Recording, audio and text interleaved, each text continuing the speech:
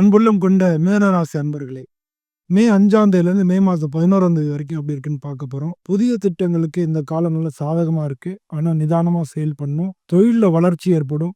புதிய வாய்ப்புகளுக்கு சான்சஸ் அதிகமா இருக்கு. நீங்க இப்ப இந்த பயணங்கள் வந்து உங்களுக்கு சாதகமா இருக்கும். இப்ப இந்த இந்த வாரத்தில நீங்க உங்களுடைய பயணங்கள் எல்லாமே உங்களுக்கு சாதகமா இருக்கும். செலவு கட்டுப்பாட்டுல இருந்தாலும் சிக்கனமா இருக்க வேண்டியது அவசியமா இருக்கு. குடும்பத்தில வந்து நல்ல அனுகூலமா இருக்கு. சகோதரர்னால உங்களுக்கு நல்ல சான்சஸ் நல்ல அ ஆதரவு சகோதரரோட ஆதரவு உங்களுக்கு கிடைக்கும். திருமண வாழ்க்கையில அ சின்ன சிக்கல் வரலாம். ஆனா அது எளிதில தீர்த்துருவேன். ஆனாலும் சிக்கல் வந்து இந்த வாரத்தில தீரும். உடல் நலத்த பொறுத்தளவுல தூக்கமின்மை இருக்கலாம். வாகனம் ஓட்டும்போது கவனமா இருக்க வேண்டியது ரொம்ப ரொம்ப அவசியம்.